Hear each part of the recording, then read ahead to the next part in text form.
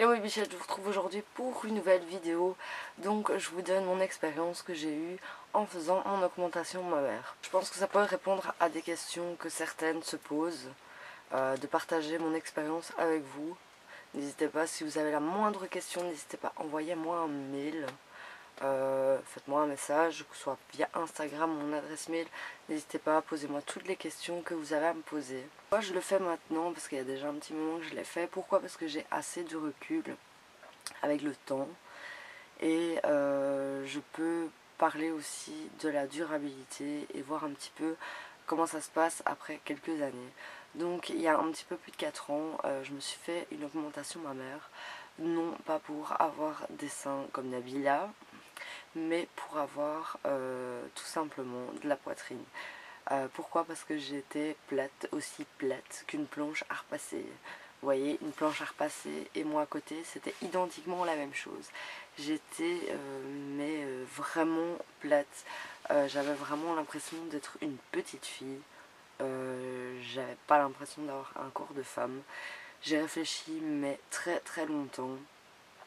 J'y réfléchissais déjà depuis mes 18 ans. 18 ans, je me suis dit, c'est encore jeune, je suis encore trop jeune, j'ai peut-être pas assez de maturité pour pouvoir le faire. Je me suis laissé le temps de réfléchir. Entre mes 18 ans et au moment où je l'ai fait, il y a quand même 7 ans qui sont passés. Donc je l'ai fait, j'avais 25 ans. Donc j'ai eu largement le temps d'y réfléchir, de poser le pour et le contre, d'avoir assez de maturité pour le faire. Ça fait toujours peur, il y a toujours des ratés, on ne sait jamais comment ça va se passer, on ne sait jamais si on va avoir des complications, comment ça va cicatriser. Donc c'est un milliard, mais un milliard de questions. On a posé toutes les questions au chirurgien, il peut ne jamais garantir à 100% la réussite, même si c'est le meilleur chirurgien du monde. On ne peut jamais garantir à 100% la réussite. Tout simplement pourquoi? Parce que la peau de chaque personne ne cicatrise pas de la même façon. Chacun cicatrise à sa manière. Il y en a qui cicatrisent relativement vite, relativement bien. Il y en a qui cicatrisent moins bien. Il y en a où leurs cicatrices sont moins belles en cicatrisant. Il y en a où les cicatrices sont magnifiques. Tout un tas de questions avant de passer à l'acte. À savoir que c'est l'anesthésie générale. C'est ce qui me faisait le plus peur, c'était l'anesthésie générale. Parce que voilà, on t'anesthésie totalement, tu sais jamais comment ton corps peut réagir à l'anesthésie. Et c'est ce qui me faisait le plus peur, voilà pourquoi j'ai attendu très longtemps, j'y ai vraiment réfléchi. Jusqu'au moment où je me suis dit, je n'en peux plus. Je ne me retrouve pas dans mon corps de femme. À la plage, j'avais vraiment l'impression d'être une gamine. Je voyais mon compagnon et je me voyais moi. On avait le même torse tous les deux. D'ailleurs, je vous montrerai une photo de moi avant mon augmentation mammaire. Vous allez voir, je suis d'un plat, mais extrême quoi. C'est plus plat que ça, il n'y a pas, ça n'existe pas. Donc, comment ça se passe? Tout simplement, je l'ai fait en one day. Donc j'ai pris rendez-vous à la clinique où je souhaitais le faire. J'ai eu rendez-vous avec un médecin, je lui ai expliqué voilà mon problème, pourquoi je voulais subir une augmentation mammaire. Il a un petit peu regardé ma poitrine, voir ce qui était possible de faire. Il m'a posé tout un tas de questions. D'ailleurs, j'avais un papier à remplir pour qu'il soit prévenu quand même de certaines choses. Si on a des problèmes cardiaques, si on a des antécédents familiales, soit de maladies, si on a eu des opérations, si on a eu des complications, si on a déjà été sous anesthésie générale, si on est fumeur, enfin tout un tas de trucs, si on prend des médicaments, voilà, tout ça il doit être au courant bien évidemment. Vous ne pouvez surtout, mais surtout pas mentir quand vous répondez aux questions parce que il faut être le plus honnête possible pour que eux soient au courant. Parce que s'il y a un problème pendant l'intervention et que vous n'avez pas tout dit ou vous avez menti sur l'une ou l'autre chose, voilà, ils ne savent pas anticiper l'affaire. Maintenant, une complication, ça arrive à tout le monde. Ça, c'est sûr et certain. On ne peut jamais garantir à 100% que que l'opération elle va se passer total nickel.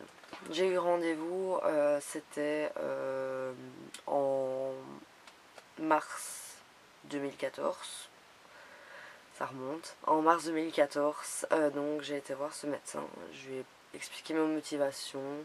Il voyait clairement que c'était un mal-être en moi. De toute façon, je crois qu'il pouvait pas mieux voir. Vu le corps de petite fille que j'avais, on va dire.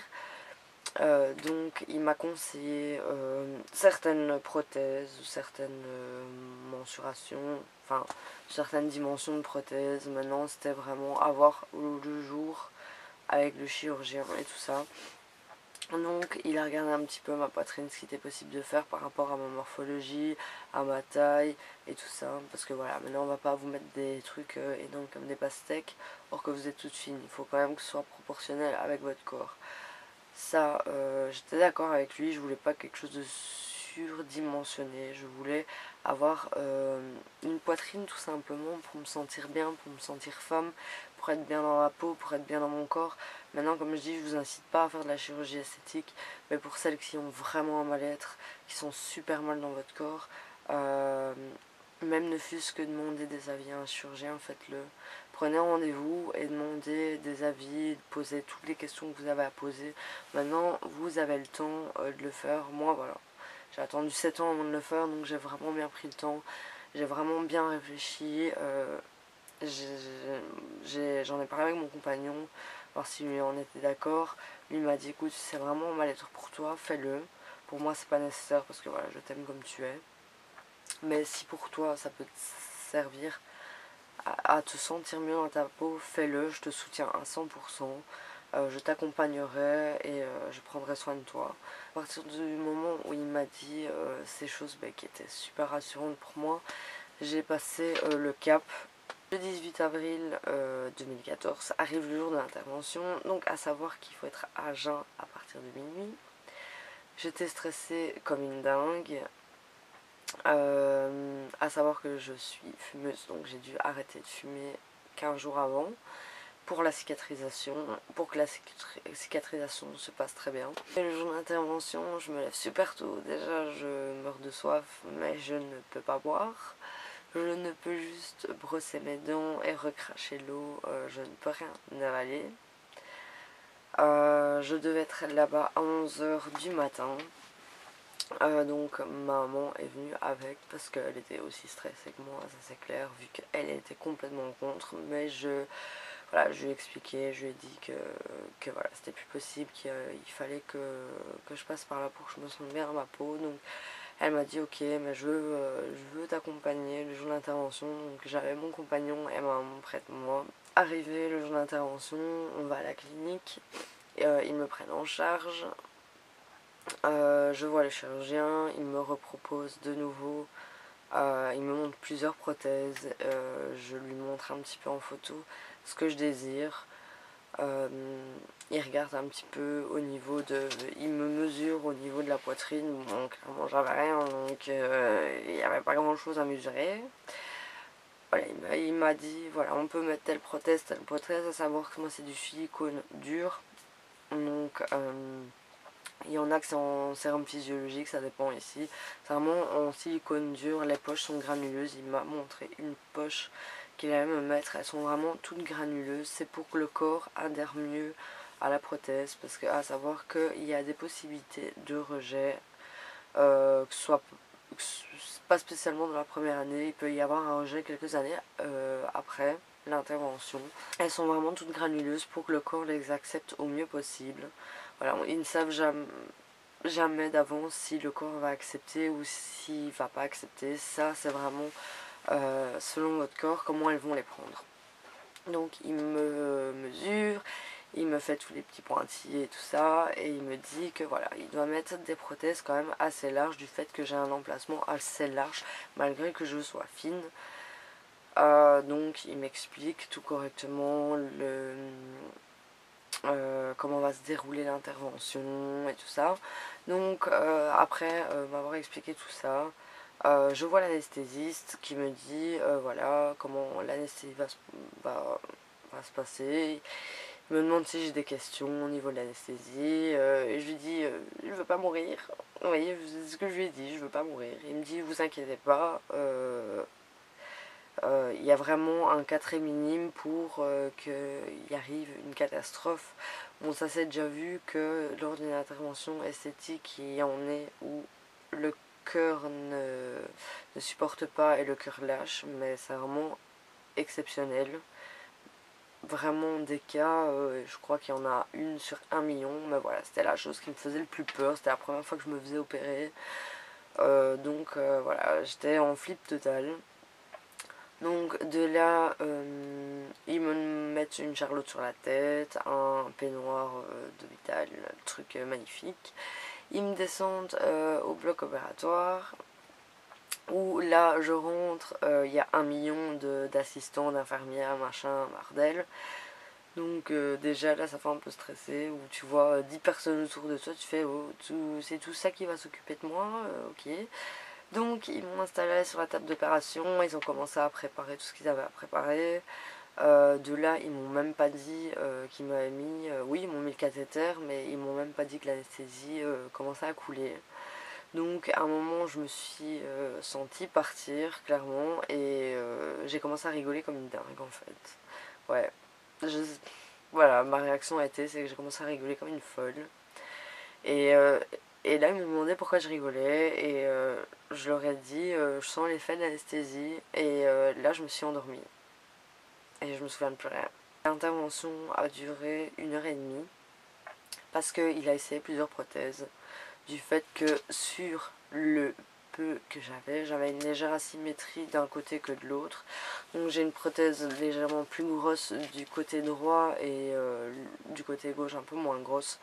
Parce que il m'a demandé est-ce que tu veux réduire le peu d'écart. Moi clairement je ne le voyais pas. Lui il le voyait quand il a mesuré. Et je me suis dit ok, je lui dis bah faites ce que vous avez à faire, je vous fais confiance. Si vous estimez que c'est mieux, faites-le, moi y a pas de problème. Donc il a essayé plusieurs prothèses, voir un petit peu ce qui allait aller le mieux avec ma morphologie. On avait parlé de 335, 360, 375, 390 et 400 cc. Donc il a commencé par les plus grosses, je crois qu'il a commencé par 400 cc, et en fait il a diminué. Parce que j'ai du côté gauche j'ai 335 cc, et de l'autre côté j'ai 360, 365 cc. Donc ce qui est vraiment mais minime quoi. Vraiment pour dire où l'écart il était hyper minime. Donc on est resté sur 335 et 365 cc d'un côté et de l'autre. Le réveil, après 1 heure et demie en salle de réveil, première chose que j'ai envie de faire, c'est de me lever. Et là je comprends que ça va pas être possible. Et je force pour me lever. Et ils voient que je commence à m'énerver, que je veux absolument me lever, mais en fait que c'est pas possible. Parce que comme ils m'ont mis les prothèses sous muscles, mes muscles entre guillemets avaient été atrophiés. Donc c'est là qu'on se rend compte qu'on a besoin de ces muscles pectoraux en partie et des abdos. Donc j'arrivais à contracter mes abdos, mais les muscles pectoraux c'était impossible. Donc ils voyaient que je m'énervais, que j'insistais pour me lever, et là ils m'ont mis une dose de calmant pour me calmer clairement, parce qu'ils voyaient que j'avais pété un câble en fait. Ça a été ma réaction quand je me suis réveillée.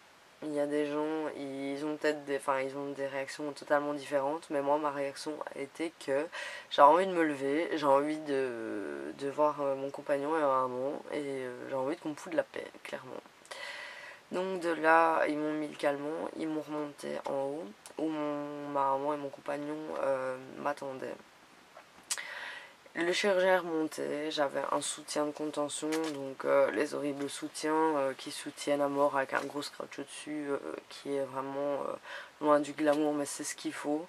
Parce que si on ne met pas un soutien de contention, comme c'est frais, la poche elle peut glisser vers le bas ou vers le haut. Donc les prothèses elles peuvent remonter jusque là. Donc c'était pas la meilleure solution le temps que le corps fasse sa coque autour et cicatrise correctement.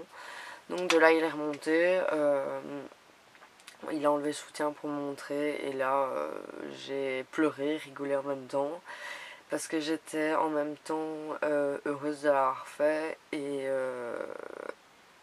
voilà, je rigolais et je pleurais en même temps. Ça a été une libération pour moi, mais totale. Franchement, je suis hyper contente. Il m'a fait les cicatrices en dessous.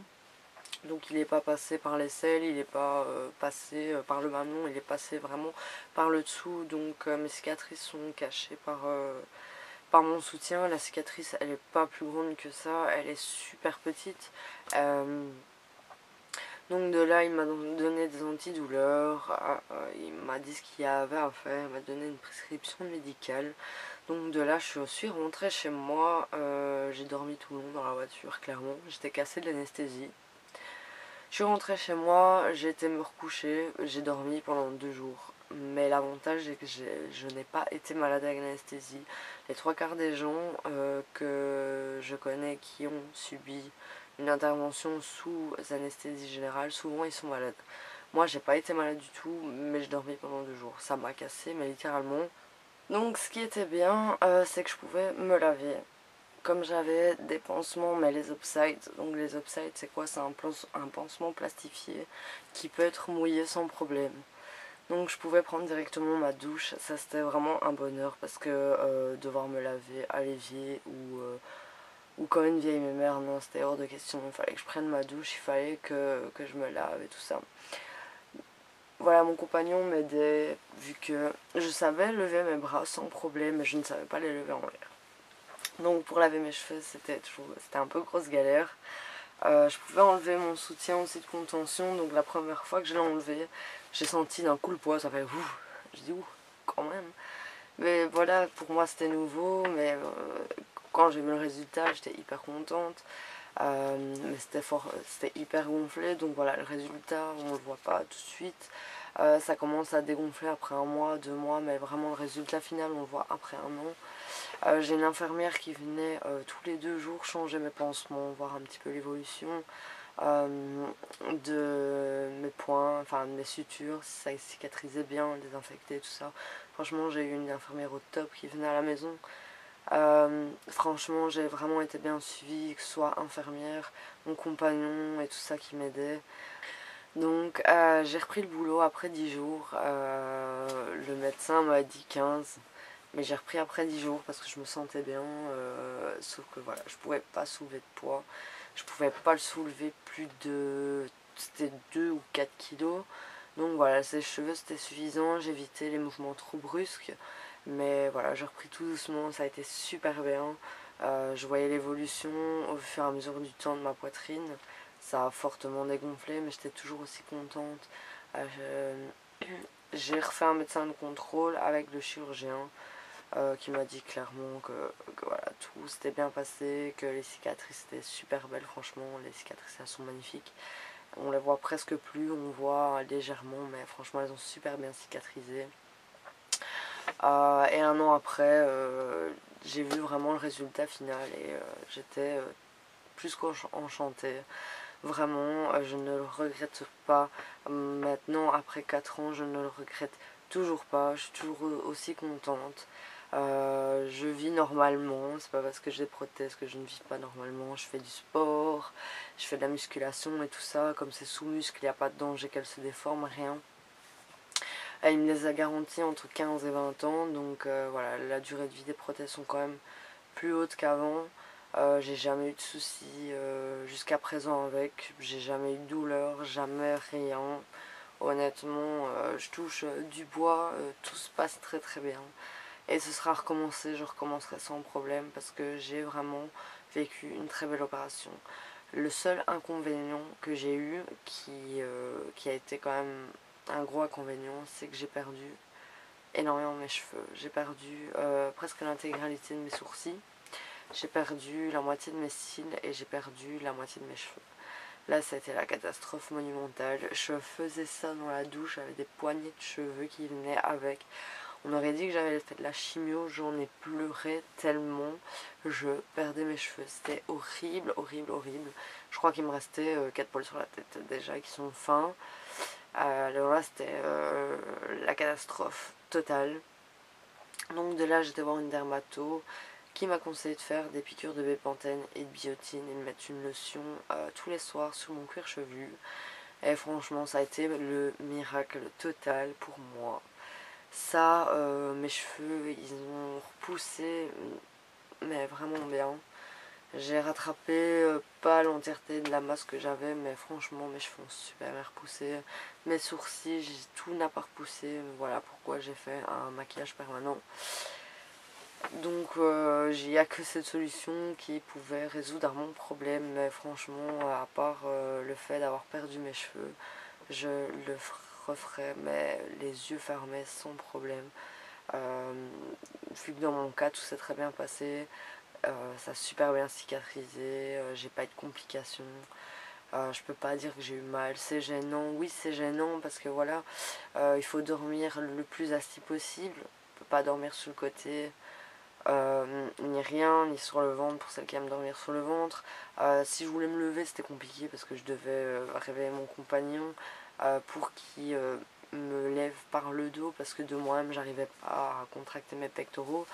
À la fin j'ai trouvé la technique, c'est que je pliais mes jambes vers moi et je me balançais pour atterrir sur le côté, je me levais et voilà, je me débrouillais comme je pouvais en fait. Et voilà, c'était un petit moment un peu plus difficile du fait qu'on n'est plus autonome.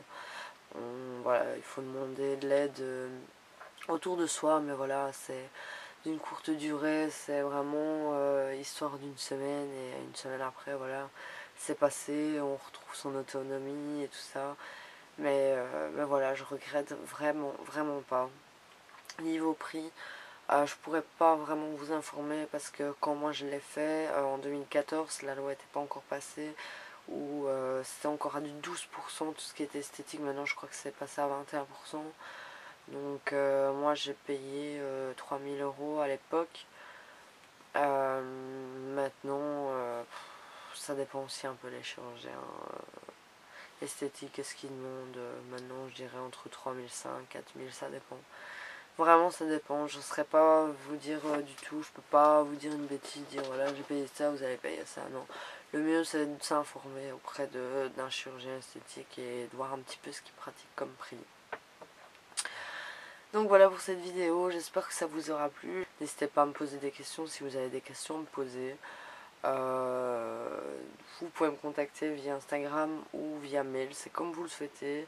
Même si je réponds pas tout de suite, ne vous inquiétez pas, je réponds. Parfois, j'avoue, j'ai des mails qui se perdent du fait que je reçois quand même pas mal de mails. Mais voilà, j'essaie toujours de répondre au maximum. Si vous voyez que je réponds pas, n'hésitez pas à renvoyer un deuxième mail.